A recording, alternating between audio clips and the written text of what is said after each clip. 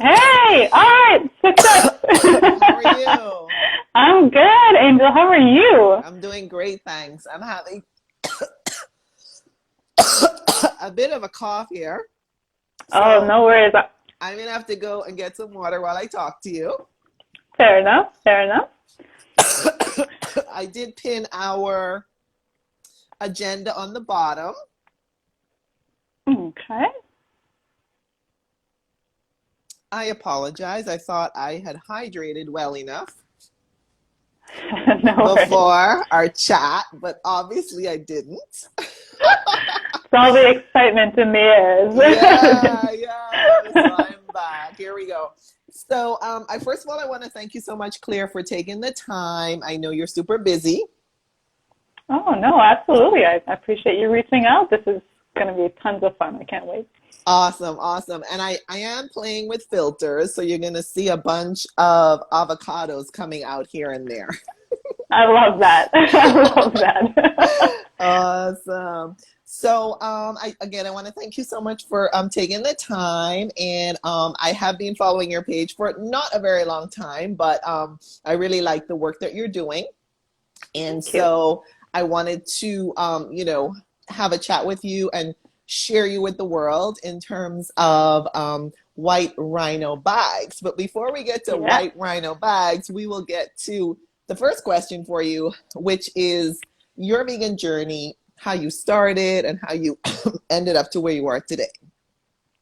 Yeah, that's a great question. So I certainly wasn't born vegan. It was sort of a process. I was kind of vegetarian for a long time. I had been really quite ill. I had a lot of stomach issues that developed when I was living abroad in South America. And when I came back to North America, I just had all these issues. So I was in the process of eliminating foods to try to determine if there was something that I was consuming that was causing my stomach to, become inflamed and irritated. And, the doctors couldn't figure out what was going on. And they were thinking, well, it's a parasite or it's this or that or an allergy. So I was playing around with reducing consuming certain things. So, things like dairy and wheat and, the kind of common irritants that you would say. So I had thinned my diet down to a largely vegetarian diet, but I had just the most wonderful friend, the most wonderful, beautiful friend in my life, and she was vegan. And she was one of those just beautiful, amazing vegans who never, ever tried to kind of push anyone into it, but she was just always there, at lunch break, just being like, hey, look at this amazing vegan lunch that I prepared. I brought some for you to try. And she was just always just dropping little, kind of vegan truth bombs and little snippets of hey, did you know this? Or hey, have you tried that?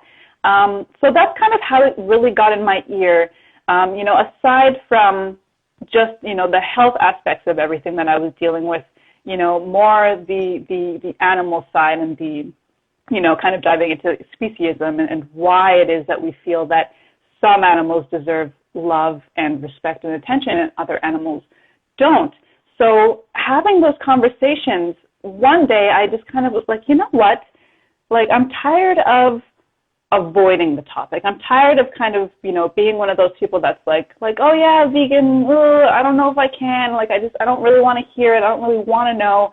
And I was like, you know what? Never mind this. So I stayed up all night and I watched, every film that there is out there about, that conversation. And I read, my friend, she gave me a bunch of great books to read. And I just started just really opening my eyes and just opened the floodgates to it all. And, it was a very quick realization for me that I can no longer participate in that. I can't just say, oh, I don't want to hear it. I don't want to see it. I'm just going to kind of carry on and just kind of close my eyes to the reality of what it is.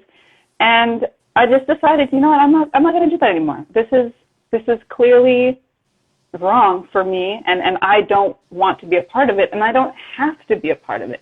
That was the number one thing was I have a choice. There's a million options for me that I don't have to be a part of this anymore. And I can just choose to remove myself from all of that. So I did, and that was it. You know, I remember going into work the very next day, and I went to my friend and I said, oh my God, oh my gosh. And I started like crying, and she was like, it's okay. Like, yeah. I know. And like, you know, it's okay. You're here now. And yeah, you know, this is the beginning of a beautiful new thing for me. And it's just been amazing. So I'm so grateful that I took the dive. No, I applaud you for diving into the really difficult to watch documentaries, because I personally, a lot of times, like, I'll watch some of it, but it's just so hard to finish, or I'm crying and, you know, I'm like, okay, I got to come back to this. Yeah. So I really applaud you for plowing through and really like, you know, diving deep to like you say, open your eyes, because so much of it is hidden from us. And you know, we grow up thinking, well, we need to eat animals, otherwise we're not going to be healthy, we're going to be lacking certain nutrients, except that's just normal, you know. And so I really applaud you for like just diving, you know, head first. Like, you know, you did kind of dip your toe in at the beginning, as did I, but I do applaud you for jumping right in there. I want to pause and say hi to everybody on the line. And if you have questions and comments for Claire, just pop them down below and she'll be happy to answer. And thanks for joining. And so while we wait for questions, let's go to our next topic, which is white Rhino bags, the history of it, and how did you come up with the name? Right. So it's been a crazy journey. I launched the brand in September of 2018. So we're just over 2 years old now.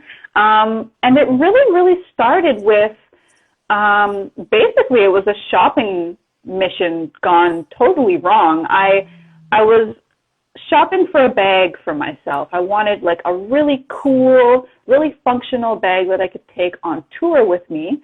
I'm a musician, and at the time I was touring a lot.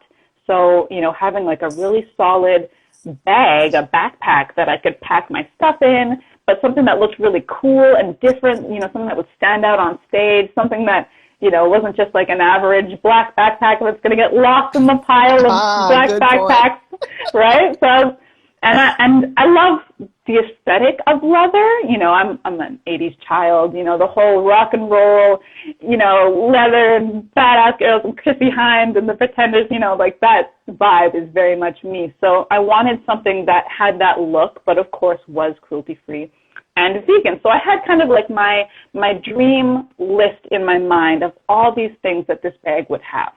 And I needed it to be durable. You know, if you're crawling around in the back of a van, I need it to, you know, not get beer soaked all over it, or if it gets dirty, I need it to be able to be cleaned pretty easily. I needed it to be affordable. You know, I'm not a person who can go out and afford, you know, a $300-400 designer bag as much as I would love to if there was something that I actually associated with, you know, it needed to be in a price point that I could manage as, you know, a young musician. So anyways, I had all these ideas like, okay, I'm going to go and I'm going to find this perfect bag. It's going to check all these boxes. And I could not find anything. I mean, it was bizarre to me. I went to every mall. I went to every little strip store. I went online. I looked everywhere, and I couldn't find just this perfect combination of things for me to have. And I thought, well, this is insane, you know, like vegan leather. It's at that time, you know, we're talking 2017, 2018. It's not a brand new concept. I thought for sure there would be something. The vegan brands that I did find were you know, trying to sell me these designs that were really, you know, minimalistic and very, you know, girly and little. And I'm like, okay, well, that's not really functional for me. That's not something that I'm actually going to, you know, lug on my back and go somewhere and do something, right? I'm like, well, that doesn't really work. Or, you know, I find something that it's affordable, but you look at the quality of the thing and you can tell right away, I'm going to take this out one time and it's going to fall apart. So, well, that doesn't work. You know, I'm not going to put money into, garbage, right? That's not a good investment. Or I find something that's, beautiful and perfect, but it's, $500 and it's made out of the skins of my friends. So, it wasn't happening. So I kind of had like an aha moment. I'm like, okay, well, I am a fashion designer. I have a decade of experience in fashion design. Why not try my handmade bags and accessories? This is something that I can do. This is something, there's a hole here, and I feel like I can fill it, and I can do some real good while I'm doing that. So that's how it started. And in terms of the name, White Rhino, I really wanted to kind of pay homage to, first and foremost, the animals. Like, that's always kind of what it's been about for me. So, nothing to me says, vegan and animals and cruelty-free, like naming it after an animal. That is especially precious, like a white rhino. It's a very rare creature. It's, on the verge of extinction, and I feel like it kind of connects that messaging to the fact that this is a piece that is going to be special for you. It is going to be rare. It's a limited edition piece. And it also gives back to, all of these things that I feel are really important, and opens like your eyes to, the fact that animals are precious and animals are special, and that we need to be careful and respectful of them. Otherwise, they're all going to disappear. And then what, right? So I really applaud you for, you did your best to find a cruelty-free backpack at that time. It's not like you just, went to one or two stores and gave up. Like, you really, really tried. And then the second thing is that you saw a need, you saw a gap in the market, and you're like, hey, I'm going to fill this. And the third thing I really love is that you chose the white rhino, because like you said, like, animals that are at the brink of extinction really need a lot of attention. And just the name White Rhino Bag brings attention to it. And some people might go and search, well, white rhino, what really? There's a white rhino? I thought they were all gray, for example. And, folks might just go and like Google it. So that in and of itself, I think, brings attention to the fragility of, some of the members of the animal kingdom. Exactly. And it gives me like an immediate opportunity to offer some education and some insight into that, because white rhino, oh, that's interesting. And right away I can say, yeah, did you know, so and so, and hey, did you know this? And it just opens the door for this beautiful conversation. And, I've definitely met some people that are like, oh, white rhino, oh, that's an extinct animal. Like, oh, I don't want to think about that. But, it's like, no, we need to think about that, right? Wow. It kind of goes back to, like, my journey to veganism, where, there was a long period of time where I saw veganism. It was there, but I kind of was like, oh, I don't really want to look at it, because then I'm going to I'm going to feel uncomfortable, and I'm going to, have all this information that I don't know if I want, right? So by giving it a name like that, it kind of, opens that door and say, like, well, let's look at it. Like, yes, it is uncomfortable to think of the fact that animals go extinct if we don't give them the space and, what they need to survive in a healthy way. But let's talk about it, You can't just like, no, I don't want to see it. I don't want to look at it. I don't want to think about it. Like, that's not proactive, right? So, and you bring up a good point, because I think a lot of us, like, we shy away from the extreme cruelty of it all, and we think, well, it's just too difficult to change, So I think the way you just kind of attacked it head on, you approached it head on, I think that's really awesome as well. Yeah. Thank you. Yeah. So let's go to our next topic, which is your products and materials. Tell us a bit about your product line and the materials that you use, please. Absolutely. So I have a handful of collections now. I have the Signature collection, which is kind of like a designer equivalent to like your ready to wear, your like, your day-to-day designs. So in terms of like, going back to function and affordability and accessibility, and those are my designs where it's like, okay, this is the bag, you're going to take this bag with you everywhere. It's going to be your everyday companion. You're going to use it for everything. You're going to be able to afford this bag. This bag is going to last you a really long time. It's designed to be wearable and functional and comfortable, but it's also meant to look different so that everyone knows, oh, that's Susie's backpack. Like I can tell, it stands out from all the other ones. And it's going to last you a really long time. So, lots of pockets, lots of really well-designed pocket spaces, compartments, really great zippers and zipper tape, easy to clean, water resistant, like all the things that you would want in an everyday bag. That's kind of the signature collection. And for that, I source a combination of materials. So, kind of like your standard vegan leather, so like your vinyl, patent leather, PU leather. But I do a lot of work to go out and find dead stock materials and sort of like rescued fabrics, without going too much into the crazy history of vegan leather, because it's a whole topic. But it is actually a really, really overproduced material. And that is because there are a lot of regulations around how it is manufactured. It's really heavily moderated, so they actually have to produce a certain amount of it in any go. And so what happens then, you have a safer manufacturing process, but you end up with more material than you need. So there are just warehouses everywhere filled with just, odds and ends and bits and rolls of this material that don't have a home, don't have a purpose. Maybe it's in a color that, went out of style 20 years ago or whatever, and then it just kind of sits there. So I go out and I find that material and I give it a use. I say, okay, well, we got 10 yards of that, I got 20 yards of that. Okay, well, we can give this a purpose, we can give it some use, and we can make do with what's already there. So I love that. Yeah, so that's the signature collection. We have the Luxe collection, which is, it's similar, but it's a little bit more for the kapow people, So like if you are, looking for something like a little jazzier, a little more bright and fancy, like, bright colors, crazy color combinations. You want to get funky, you want to go out and really get noticed, you want the Luxe collection. So that's what my girls over there.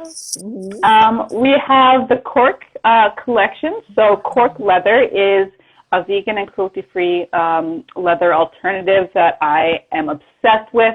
In terms of its sustainability and eco-friendliness, it is like number one. It's produced from, of course, the cork tree, and it is harvested in a way that is symbiotic. So it doesn't actually hurt, damage, or kill the tree. The tree naturally will shed its layers of cork, so they just harvest it in little pieces. So the tree doesn't get hurt. The tree continues to produce this stuff, and it breaks down very naturally in the environment. So yeah, cork is amazing. It's water resistant. It's antimicrobial. Very easy to clean. It comes in so many beautiful colors and textures. Like it's just amazing. So we have a lot of designs available in the cork leather.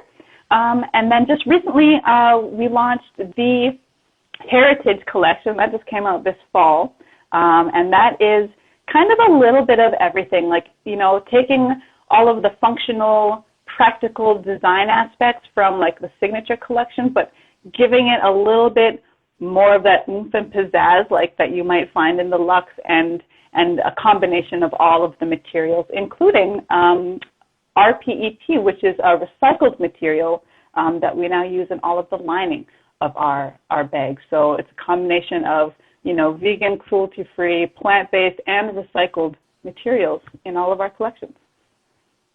That's awesome. You know what I like? Like you have something like, something for everyone. It's not like a one size fits all. You kind of, definitely, customize it a bit more based on, because every consumer has a different personality. So that's right. Yeah. Yeah. That's what I love, that you kind of, customize it depending on, and of course, even with one consumer, it's for a different purpose. Sometimes you want a little bit more, something more, colorful, a little bit more bling bling, and then another time you want something a little bit more, traditional, so Right. definitely I could see why you kind of, broke it up into different, I guess you would call it, styles. Yeah.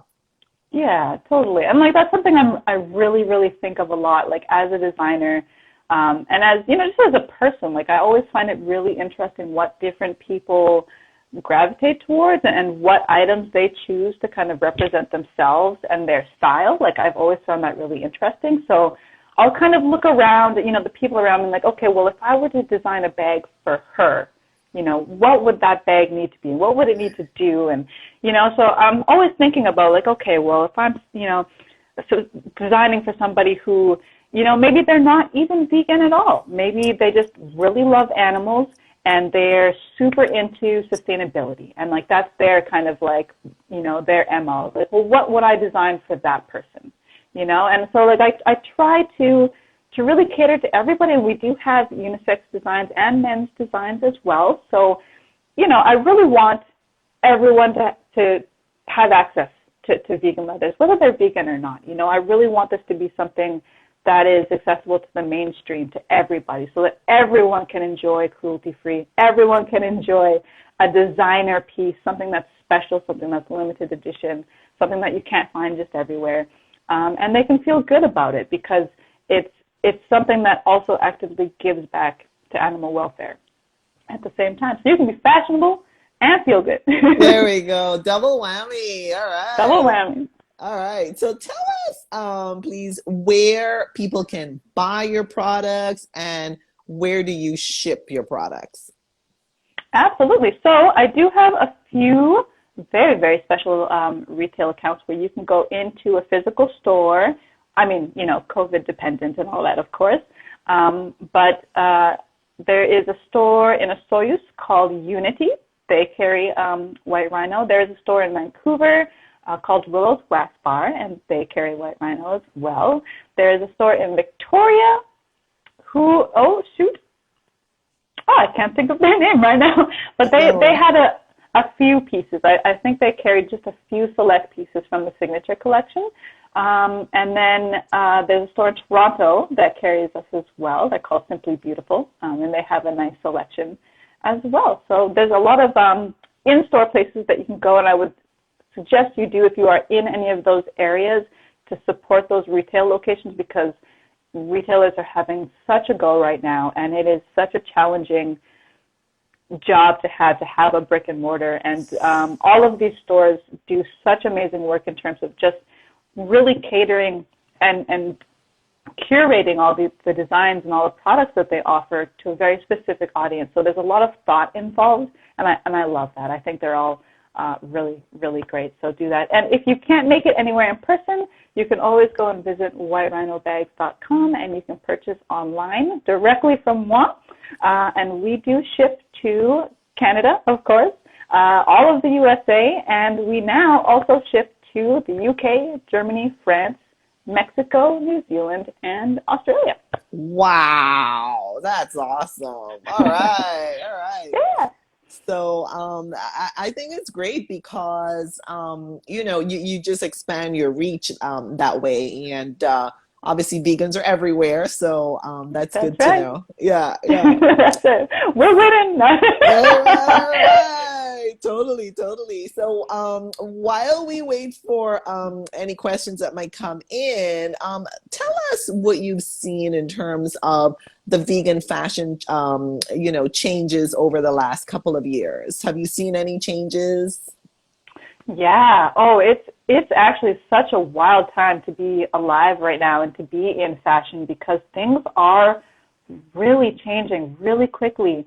Not even like 10 years ago, the concept of vegan fashion wasn't even really like a whole community. Do you know what I mean? Like there were things that were vegan, but the idea of like vegan fashion as like an entire community and movement was still a really new concept. But now, we have vegan fashion weeks. We have, vegan only retail locations, vegan only designers. Like it's a whole thing.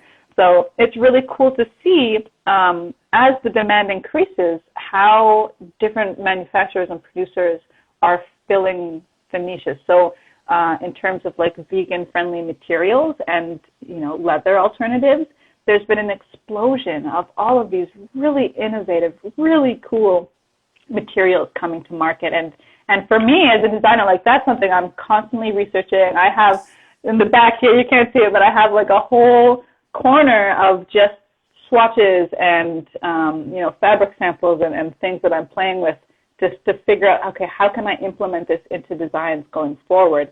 Cactus leather, mushroom leather, pine tex, pineapple leather, apple leather, all kinds of crazy stuff. We're moving away from a lot of the, PVC and PU, kind of the old school vegan leathers, and we're moving into more sustainable options. Sustainability has been a huge conversation in the vegan fashion community because, yes, absolutely, if we can take animals out of the process, 100%. But then what can we do even more? Do you know what I mean? So it's this evolution, and it's just so exciting to see. So we have now a silicone-based vegan leather that's really cool. I've been playing around with that. And again, like the cactus leathers, the cork leathers, like it's amazing. And the more the demand increases, the more we as consumers ask for these things, the more these innovative fabrics are being developed and are being produced at a price point where, small independent designers like myself are able to take that material and then turn it into something for the market, right? Like that's kind of where I think a lot of the struggle, like kind of like that arc whenever something new like that is coming out is, okay, well, how can we take something that, might be really expensive to produce just, from a fabric point of view, from a material point of view. Now, how can we get that to a place where we can bring this to the market, to the mainstream market?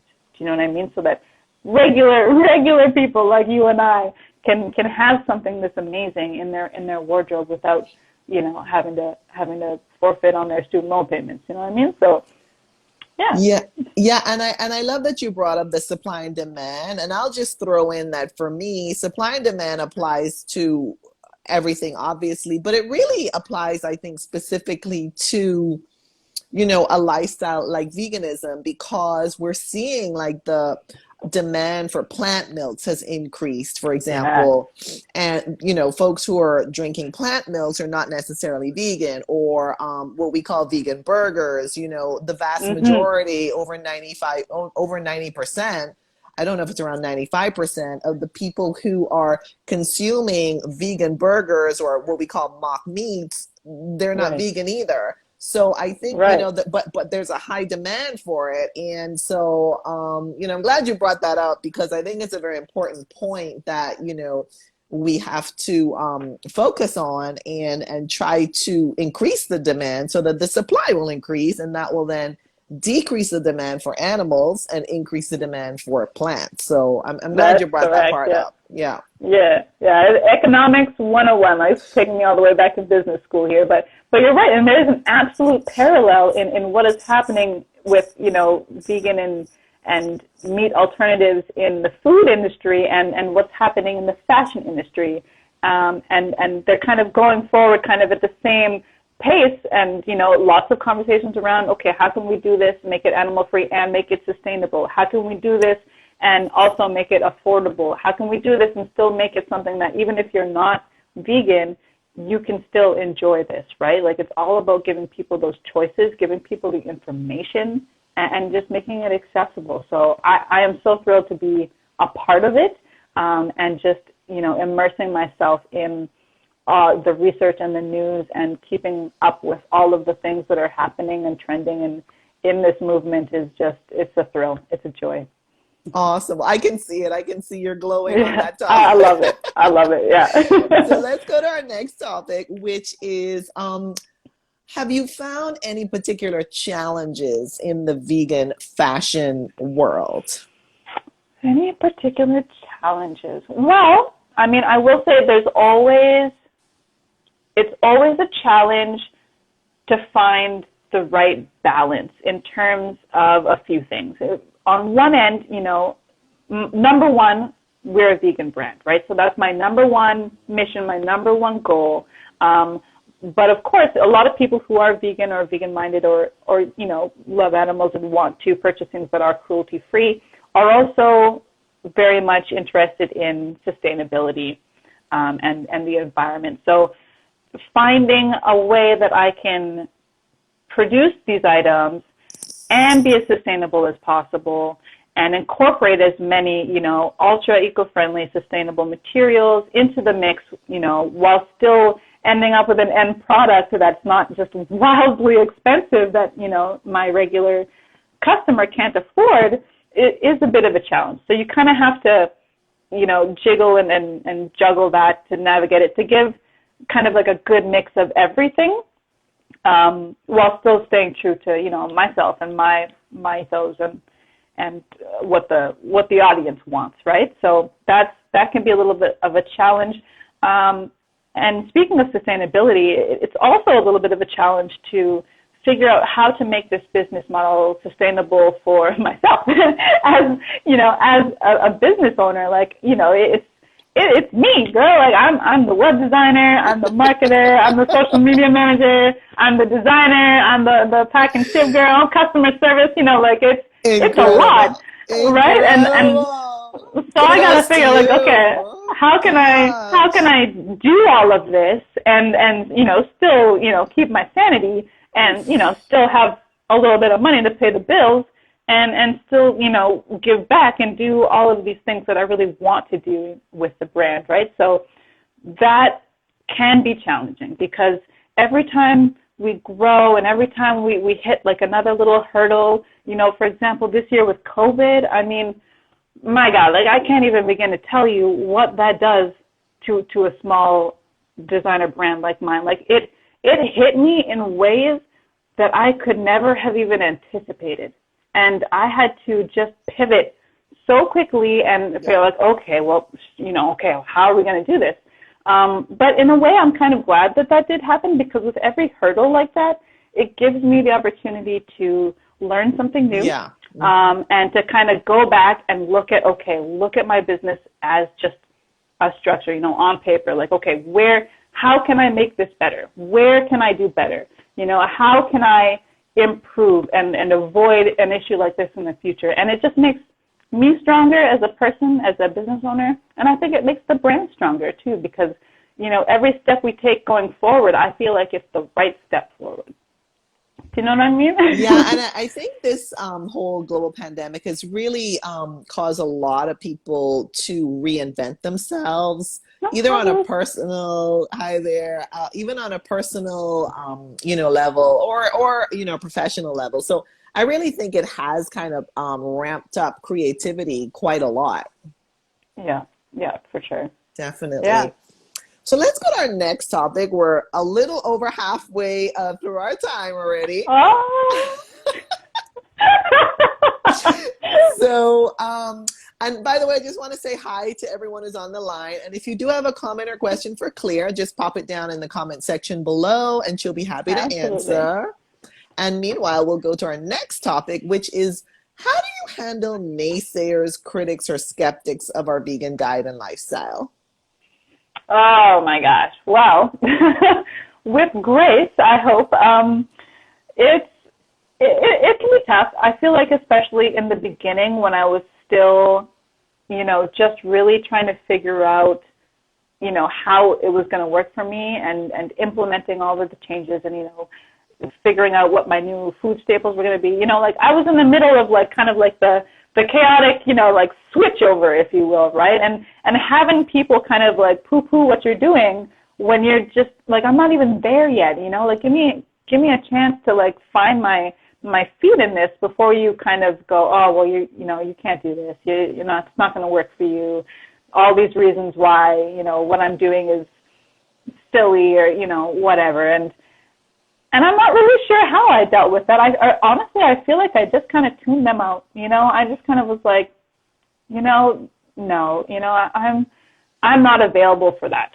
You know, if you are just, you're not even going to ask me like why, you know what I mean? Like you're not even interested in knowing or understanding why I have made this choice for myself. So for me to, have like an argument with you, it's just pointless, right? You're already on a stance of, this, right? Yeah. So, Yeah. so like, that's cool. You do that. I'm over here trying to figure out how I'm going to move forward in a way that I feel is the right way to do, right? So, in terms of like family and stuff, I did have some family members that were just kind of like, oh, like, where are you going to get your protein? Yeah. Like the standard kind of thing. And I understand that, I understand that they're coming from a place of concern. Yeah. And that's because they love me and they just don't want anything bad to happen to me. Yeah. So for people who, were kind of coming to me from that point of view of, I'm concerned about what you're doing. I'm concerned about this choice that you're making. Are you going to be okay? And to them, I would just say, like, yeah, absolutely. In fact, I've done all this research. I've found all this incredible information, and then I would have that conversation, like, yeah, this is how I'm going to do it. And I'm so excited about it because of this. And then they kind of go, oh, okay, like you're not just like blindly jumping off of a cliff. Like you've looked into this, some stuff that maybe I don't. Maybe I should go and look into that as well, right? So that's kind of how I would handle those people. And honestly, the people who were just immediately defensive, even if I wasn't coming at them with anything, like, I'd go to lunch, say, with an old friend, and this would have been like, after I'd recently transitioned, and they'd say, oh, you're vegan? And immediately just hit with like this defensive, angry, like, oh, well, blah, blah, blah, blah. It's like, whoa, man, like, like, where did that come from? Like, why are you so offended like, by my veganism? Nothing to do with you. So those people, over time, I learned I just really needed to kind of distance myself from. Yeah. Because there's something going on with them that is like preventing them from being open-minded, and it's causing them to become angry and defensive. So like that's a them thing. That's not a me thing, right? And in those cases, often there's very little that you can do unless they come to you and they say, hey, like, I want to understand more. Or, if they're approaching me with a question or with a concern, that's a conversation that I can have. If they're coming to me with just anger and bleep you, how, that kind of negativity, it's like, well, I can't do anything with that, so like, maybe let's just say hi from across the street and you go your way, I go my way, and that's fine. So yeah, you learn really quickly. Yeah, I love that you stayed focused on your intention and you didn't let them kind of, derail you and sidetrack you. And then the other thing I really like too, and I feel this way also, is that when they're ready, they will come to you with questions. Exactly. Which brings us to our next topic, which is newbies, vegan curious, vegan friendly people who, say, hey, I want to kind of figure this vegan thing out. And, what advice would you have for newbies? Well, I would say if veganism is something that's been on your radar, even if it's just kind of been hovering out, somewhere out here, just look into it, give it a little bit of your time and just go and investigate and learn about what it's all about. Just because you open up a book and start reading doesn't mean that you're gonna, you have to all of a sudden make a change or whatever. Like, there's no harm in just learning and broadening your horizon, right? Like, I kind of equate it to quitting smoking. If you're not really ready to quit smoking, even if you kind of try here, there, you go one day without, you're probably not going to be successful in quitting, right? So you need to really research and really understand what it is and why it's something that you want and why it's something that is important, for yourself and for the animals, for the world, for the environment, for everything. You really need to understand that and really want that. And then it'll just come naturally from there. Like, that would be my only advice is don't be afraid to learn about it. That doesn't mean that you have to like, you know, right now you have to, you know, empty out your fridge and start over. Like, you know, like don't make it bigger and scarier than it needs to be. Just go out there and just learn. Just go out there and just learn. And the more education you have and the more information you have, the better you'll be equipped to make the choice when the time is right. No, I love that, because you're basically saying, you know, because I think some people, when they perhaps haven't done a lot of research and they haven't found their why, which I think is key, so I'm glad you brought that up. It's probably easier to wobble and waffle and hesitate and maybe even to switch back because they just haven't, for example, you know, the animal cruelty, you know, what really goes on in, you know, the animal agriculture industry, not the clean, pristine, sanitized packages of animals on the shelf in the supermarket, but you know, what's really going on? How did it get there? You know? And so I think like, you know, your advice is super helpful in the long run as well, because then, you know, it's like, oh yeah, well, I really know the full extent of it. So gosh, you know, it's kind of hard now to back out of it. Yeah. Like once you know and understand, and it really is all about finding the why, right? That's really what it comes down to.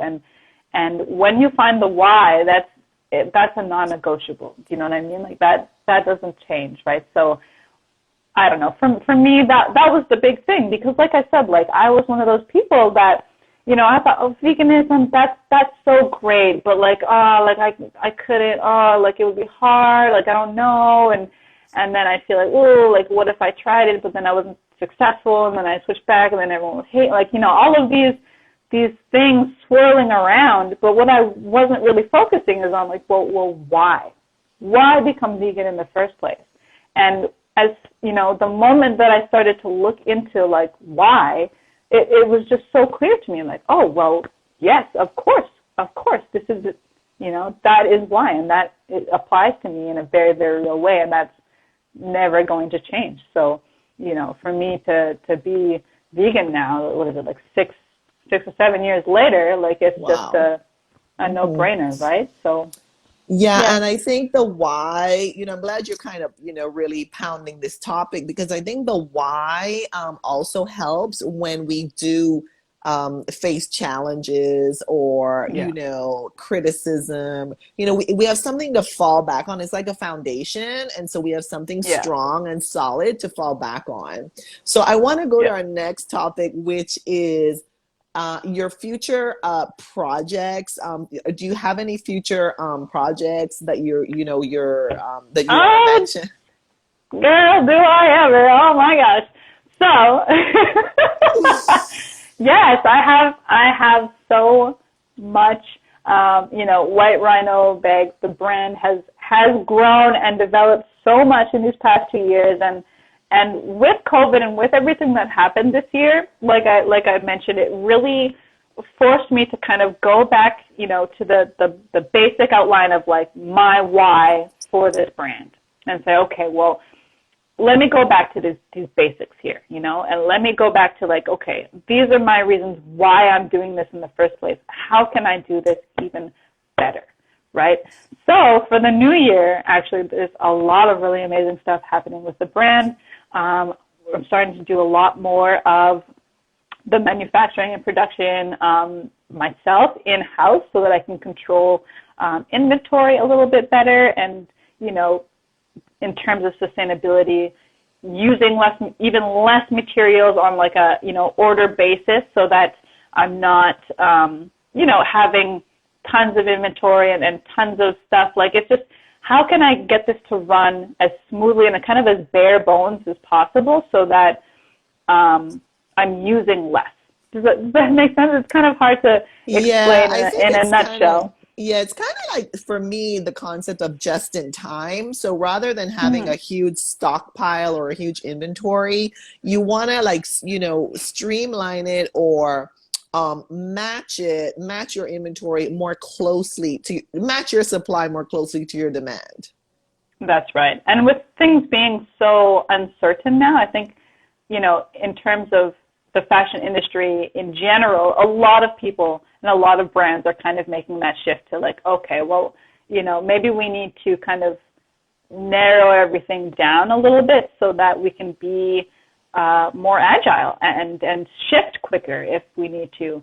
And I think of it like, you know, from a consumer point of view too, like we don't go out and buy 6 backpacks for the whole year, you know, like nobody does that. Nobody does that. You, right? So why would I, as a fashion brand, try to say, okay, well, here are the 6 backpacks for the next season, you know, like it kind of doesn't, right? There's a bit of a disconnect there. So I'm thinking like, oh, okay, well, there's a way for me to do this. And I think it adds a lot more versatility. Like I'm able to design and produce a lot quicker, which makes it a lot more fun for me because like that, you know, that's the fun part is, you know, like making the samples and picking the fabrics and putting it all together and, you know, making my pattern and assembling it and being like, yeah, my pattern was bang on the first go, you know. So I get to do that on a much faster cycle, which makes it a lot more fun for me. And it also, you know, gives the consumer a little bit more fun because there's going to be more designs coming out a little bit more frequently instead of like, you know, per season. Yeah. You know what I mean? So that gives me, you know, a lot more flexibility in terms of, you know, fun ways that I can market and share my designs. And it gives me a lot more opportunities to find really great ways to give back with each piece. And it also opens the door for me to be able to use a lot more of those kind of more expensive, newer materials that I was speaking about. If I'm, you know, kind of doing it to order, then it's a lower overhead investment for me. So then I can then use that material and produce it at a price where, you know, my audience can afford it. So it solves a lot of problems, and it makes it a lot more fun and exciting for me, and it makes it a lot more fun and exciting for you guys. So that was kind of a long way for me to say it, but basically, a lot more designs. Yeah, no, and I like because, for example, you know, I'm going to use like as a woman, right? You know, we might say, well, every month we have a certain budget for our fashion, you know, purchases, for example. Right. But it also, you know, it's so if you're like, you know, trickling it, you're like drizzling it in and trickling it in throughout the year. First of all, it gives the consumer something to look forward to, like, wow, I wonder what she has coming up next, you know? And also it's like, okay, well, my budget for this month is such and such, I'll purchase 1 bag. And then, oh, well, you know, next month I can see what she has and I'll purchase another, you know, accessory or item or something like that. So I think it gives, I think it's a win-win, to be honest. And plus, you know, you like you say, you have a lower inventory, which makes total business sense. And so I really just like the whole like anticipation of it, and I feel like it could probably even build like a closer relationship between your company and your consumers, because again, I feel like, wow, well, what do they have new? No, you know, whereas like you're saying, gosh, you know, they came out with their whole collection already for spring. For spring, for example, I'm just making this up. And then you're like, oh no, but gosh, now I have to wait, you know, another 3, 4, 5 months to see what they're going to bring out next. Whereas if you trickle it in every X amount of time, every month or whatever it might be, every 6 weeks, 8 weeks or whatever, I think it just builds a lot more excitement and interest. Yeah. Well, thanks for saying that. Yeah. And like, to me, like, and this was something that I really kind of fiddled with in the beginning is, you know, how much of myself is going to be in the brand. And that's one thing that I found for a lot of the vegan, you know, bag brands that were already on the market is it's, who are they? You know, who are they as people? Are they good people? Are they people that I would want to, you know, associate with and support with my dollar? Are they, you know, what are they doing? Nobody knows, right? So I kind of have made this decision now that, like, you know what, I am Claire, I am good design, I am White Rhino, and that's okay. And I want to be able to connect and really have that relationship with my audience and be able to cater to them kind of on a more close basis. And, you know, like, hey, I'm me. I'm a real person. These are the things that I believe in. This is what I stand for. This is what I, you know, think is important. And if you think that too, then, you know, you can feel good about supporting me and the brand. So, yeah, I think that doing it this way really just opens up my ability to connect a little bit closer and to, you know, like you said, build anticipation and and a relationship. And a relationship, exactly. I mean, I've been so blessed to have such great customers. You know, they'll message me all the time. They send me pictures of them with their bags, and then they come back and they buy, or they send their friends. And like, to me, like that's like what it's all about. You know what I mean? Like, there's nothing better than that. So if I can do that more and spread the message more, and that's what it all is. And I get to use way more of these amazing fabrics that I've been dying to bring into market, because, you know, the behind the scenes of how fashion brands work as a business, there is quite a lot of overhead. And especially if you are doing seasonal production, which, you know, has been the standard for forever, you know, it's a lot of money. And if you're investing in fabrics like Pine-Tex, like cactus leather, like, these are really expensive fabrics. Some of these manufacturers will only supply to you in minimum order quantities that are like huge, you know, huge quantities that I, you know, for a brand my size, I can't, you know what I mean? So this is kind of like a workaround that I think really benefits everyone, all the stakeholders involved in kind of like this vegan fashion community. So I'm thrilled, and I'm really excited for 2021. Awesome. So stay tuned. Yeah, and I think, you know, you're facing this challenge with, you know, like having to order a minimum because the demand is just not there yet. And so, and of course, you know, when the demand ramps up, then the prices will go down, the, you know, kind of limitations or, you know, parameters will change, you know, get tweaked a bit. So I think because you are like a pioneer, basically. I mean, you're like early in the game here, and I think that's why, you know, you're experiencing perhaps these initial hurdles to getting all of this, you know, amazing, you know, material. So we have just a few minutes left. So I want to ask you, what's the best way for people to contact you if they want information, collaboration, your products, etc.? Questions, anything? Oh, yeah. I mean, if you want to reach me at anything, you know, if you get a hold of me, Facebook, Instagram, anywhere through the website, like it all comes to me. It all comes directly to me. So definitely Instagram and Facebook are great if you want to send me a message, you want to reach out with any questions, or, you know, even ideas. Like, if you have an idea of something that you wish you had that you haven't been able to find, I'm all ears to that kind of thing. I would love to, you know, take your feedback and you know, make that a reality for you. You know, that's how the brand started, so I think it should kind of continue on those ways. Those are great ways to get a hold of me. You can get a hold of me through the website, through the contact page. Sometimes emails do get a little buried. I do get flooded with emails all day, every day. So I'd say on the socials is a better bet to reach me quickly. But yeah, any and all of the ways, anything White Rhino, you can guarantee that it's going to trickle down to me directly. So I'll see it. Awesome. Well, Claire, before we wrap this up, I want to thank you again for taking the time. I want to thank everyone who joined either live or on the replay. And if you could just kind of give us your final thoughts here to kind of, you know, wrap this up and put a bow on it for us, please. Oh, okay. Well, I would just say, you know, you guys out there, be mindful. You know, every purchase that you make is you supporting somebody else, right? So in a way, you vote with your dollar.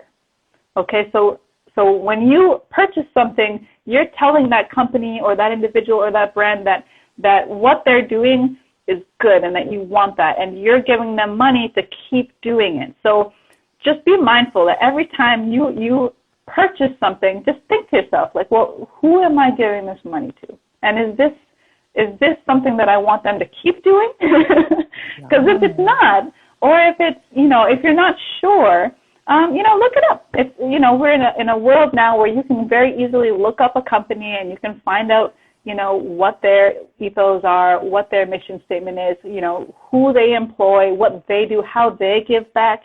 And, if it's a company that you feel like you're not really aligned with, there are so many other options out there of, people that you can buy from who are going to do good with that dollar and who are going to roll it forward in a way that you would be proud of.